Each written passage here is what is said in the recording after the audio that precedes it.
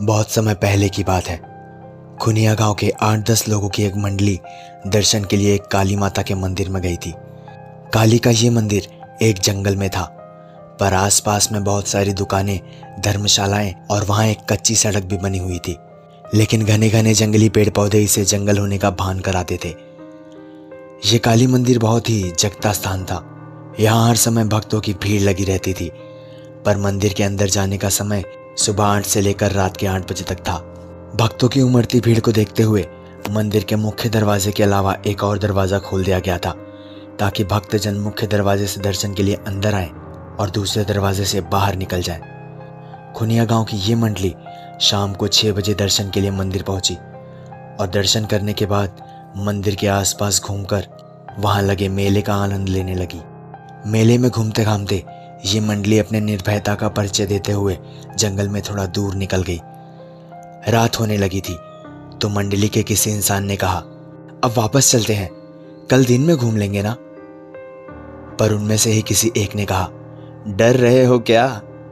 इतने लोग हैं, थोड़ा और अंदर चलते हैं, फिर वापस आ जाएंगे। ऐसा करते करते ये मंडली उस जंगल में काफी अंदर चली गई। रात के अंधेरे में अब मंडली को रास्ता भी नहीं सूझ रहा था और ना ही मंदिर के आसपास चलती कोई रोशनी ही दिख रही थी। अब मंडली ये समझ नहीं पा रही थी कि किस ओर चले। खैर, मंडली के एक इंसान ने अपनी जेब से माचिस निकाली और झोले में रखे कुछ कागजों को जलाकर रोशनी कर दी। रोशनी में उस मंडली ने जो देखा, उसे देखकर सभी के रोंगटे खड़े हो गए। आसपास कुछ कंकाल नजर आ रहे थे और पेड़ पर कुछ अजीब तरीके के जानवर थे जो इस मंडली को घूरे जा रहे थे। ये सब देखकर इस वक्त मंडली के सभी लोग पूरी तरह से चुप थे। कोई कुछ बोलने की हिम्मत नहीं कर रहा था, पर हाँ, वो लोग धीरे धीरे एक दूसरे के काफी करीब आकर चिपक गए थे। फिर किसी ने थोड़ी हिम्मत करके कागज की बुझती आग पर वहीं पड़े हुए कुछ सूखे घास फूस डाले और फिर आग थोड़ी तेज हुई। मंडली ने मन ही मन में निश्चय कर लिया था कि अभी कहीं जाना खतरे से खाली नहीं है, क्योंकि वो लोग रास्ता भी भूल गए थे और उन्हें समझ में नहीं आ रहा था कि किस ओर जाएं। अंत में उन लोगों ने फुसफुसा कर ये निर्णय लिया कि आज की रात कैसे भी यहीं गुजारेंगे और सुबह होते ही यहाँ से निकल जाएंगे। चूंकि ये लोग गांव से थे और इन लोगों का कई बार भूत प्रेतों से पाला पड़ा था, इसलिए थोड़े डरे हुए तो थे, पर इतना भी नहीं कि ये डर कर चिल्लाने लगे या भागना शुरू कर दें। इस मंडली ने हिम्मत दिखाई और धीरे धीरे करके आग को और तेज करने लगी, क्योंकि अब इस मंडली को लगने लगा था कि जरूर यहाँ कुछ बुरी आत्माएं हैं और वो इस मंडली को अपनी चपेट में लेना चाहती हैं। पर वहाँ की आबो हवा देखकर ये गांव की मंडली पूरी तरह से डर गई थी और अंदर से ही पसीने पसीने भी हो गई थी। पर इस डर को चेहरे पर नहीं लाना चाहते थे वो सभी, क्योंकि इनको पता था कि डरे तो मरे, और डरे हुए लोगों पर ये बुरी आत्माएं और भी असर करती हैं। मंडली के कुछ लोग एक दूसरे का हाथ कसकर पकड़ लिए और पूरी तरह से सतर्क हो गए थे। कुछ लोगों ने हनुमान चालीसा पढ़ना शुरू किया और कुछ लोग हनुमान जी को पुकारना भी शुरू कर दिए थे। तो कुछ लोग उस जंगल में काली माता की दुहाई दे रहे थे कि तभी अचानक एक भयानक आत्मा उनके सामने प्रकट हो गई, जो बहुत जोरों से हंसे जा रही थी। उस समय माहौल और भी भयानक हो गया। अब इस मंडली के पसीने चेहरे पर भी दिखना शुरू हो गए थे, चेहरे लाल होना शुरू हो गए थे और ये लोग कसकर एक दूसरे के करीब आए जा रहे थे। अभी वो भयानक आत्मा जोर जोर से हंसे ही जा रही थी कि तभी वहां कुछ और भयानक आत्माएं आ गई। अब तो इस मंडली की सिट्टी पिट्टी गुम हो गई थी। अब इन लोगों को अपना काल उनके सामने नजर आ रहा था। अब वहां एक नहीं, लगभग 5-6 आत्माएं आ गई थी और अपनी अजीब हरकतों से माहौल और भी ज्यादा भयानक बना रही थी। मंडली के एक इंसान ने हिम्मत करके कहा कि अगर मरना ही है तो इनका सामना करके मरेंगे। जिसके पास भी चाकू है निकाल लो, डंडे उठा लो और इनका सामना करो। दरअसल उस समय लोग अपनी जेब में छोटा सा चाकू या कोई हथियार रखा करते थे और कुछ लोग तो बराबर लाठी लिए रहते थे। इस मंडली के 2 लोगों के पास भी लाठी थी और 3 लोगों के पास चाकू थी। अब सब पूरी तरह से मुकाबला करने के लिए तैयार हो गए थे, पर शायद इन्हें लड़ने की नौबत ही नहीं आई, क्योंकि हुआ यूं कि जैसे ही एक भयानक आत्मा ने इन पर हमला किया, उसका सर कटकर अलग हो गया और वो बिना सिर के ही बहुत तेज भागी और उसका सर भी भाग निकला।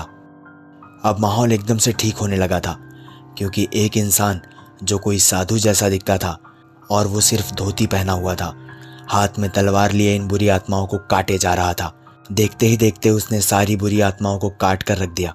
पर गौर करने वाली बात यह थी कि कोई आत्मा मरी नहीं, पर सब चिल्लाते हुए अजीब अजीब आवाजें करते हुए वहां से भाग निकली। अब ये मंडली उस सज्जन महात्मा के पैरों पर गिर गई थी और उन्हें धन्यवाद दे रही थी। इस मंडली को वो पराक्रमी महात्मा अपने पीछे आने का इशारा करके आगे बढ़ने लगे। लगभग 10 मिनट चलने के बाद ये मंडली एक कुटिया के पास पहुंच चुकी थी। वहां डर का कोई नामो निशान भी नहीं था। उस महात्मा ने इन लोगों को कुटिया के अंदर आने का इशारा किया। कुटिया में पहुंचकर इन लोगों ने अपना सामान रखा और चैन की सांस ली। फिर बाबा ने इशारे से ही इन्हें खाने के लिए पंगत में बैठा दिया। कुटिया के अंदर से एक दूसरे महात्मा निकले और उन्होंने किसी पेड़ के पत्ते को पत्तल के रूप में इन लोगों के सामने रख दिया। फिर क्या था, उस महात्मा ने उस पत्तल पर कुछ अलग अलग पेड़ों के पत्ते रखे। ऐसा करते समय इस मंडली को बहुत अजीब लग रहा था, पर किसी में हिम्मत नहीं थी कि बाबा से कुछ सवाल पूछे। फिर उस महात्मा ने कमंडल से जल लिया और कुछ मंत्र पढ़कर उस पर छिड़क दिए। अब वो पत्तल थाल बन चुके थे और मंडली के हर व्यक्ति के इच्छा अनुसार उसमें पकवान पड़े हुए थे। फिर बाबा का इशारा मिलते ही बिना कोई प्रश्न किए ये मंडली खाने बैठ गई। खाने के बाद बाबा का इशारा पाकर वो मंडली वहीं सो गई, पर वो सारे सोने का नाटक कर रहे थे। नींद किसी के भी आंख में नहीं थी। इस कुटिया में दूर दूर तक डर नहीं था, पर बाबा के कारनामे देखकर वो लोग भौचक्के थे और सोच रहे थे कि सुबह बाबा से इसके बारे में जानकारी लेंगे। सुबह जब सूर्य की किरणें इस मंडली के चेहरे पर पड़ी तो इनकी नींद खुली। मंडली का हर इंसान बहुत ही आश्चर्य में था, क्योंकि वहां ना कोई कुटिया थी और ना ही रात वाले बाबा ही थे, और ये लोग भी नीचे वैसे ही घास फूस पर सोए हुए थे। अब इनको समझ में नहीं आ रहा था कि वो कुटिया और बाबा कहाँ गए। खैर, अब इन लोगों के पास कोई चारा नहीं था। थोड़ा बहुत इधर उधर छानबीन करने के बाद इनको रास्ता भी मिल गया और ये लोग मेले में वापस आ गए। मेले में वापस आने के बाद ये लोगों ने काली माता के पुजारी से मिलकर सारी बात उन्हें बताई। पुजारी बाबा ने एक लंबी सांस छोड़ते हुए कहा, वो एक दिव्य आत्मा है जो इस जंगल में रहती है। वो केवल रात में ही, और वो भी भूले भटके लोगों को ही नजर आती है, और उन्हें रात में आश्रय प्रदान करके फिर पता नहीं कहाँ गायब हो जाती है। उस पुजारी बाबा ने बताया कि ऐसी घटनाएं उन्हें काफी श्रद्धालु सुना चुके हैं। इतना ही नहीं, उन्होंने कई बार दिन के उजाले में 9-10 लोगों के साथ इस जंगल का कोना कोना छान मारा है, पर कभी भी न वो महात्मा मिले और न ही कोई ऐसी कुटिया दिखी। खैर, ये मंडली तो कुछ और ही करना चाहती थी। ये मंडली फिर हिम्मत करके रात को जंगल में निकल पड़ी। मंडली चाहती थी कि उन्हें बुरी आत्माएं सताएं और बाबा फिर आकर उनकी रक्षा करे। इसी बहाने से ये मंडली ये चाहती थी कि बाबा के दिखते ही उनके पैरों पर गिरकर कुछ रहस्यों के बारे में जानकारी ली जाएगी। बाबा से हाथ जोड़कर प्रार्थना की जाएगी कि वे कुछ अनसुलझे प्रश्नों का उत्तर दे। तभी ये लोग जंगल में कुछ ही दूर आगे बढ़े थे कि जो बाबा रात को पत्तल लाकर रखे थे वो इन्हें दिख गए और बोले, तुम लोगों के मन मस्तिष्क में क्या चल रहा है मुझे पता है, पर ऐसी भूल मत करो। कुछ चीज़ों को रहस्य ही रहने दो। और सबसे अहम बात, हम और हमारे वो गुरुजी इस जंगल में इसी माता के दर्शन के लिए आए थे, पर रात को जंगल में कुछ डाकुओं ने हमारी हत्या कर दी थी। फिर हम कभी इस जंगल को छोड़कर वापस गए ही नहीं, और रात भर जागकर श्रद्धालुओं को डाकुओं और बुरी आत्माओं से बचाते रहते हैं। और आप सुन रहे थे मौत के बाद।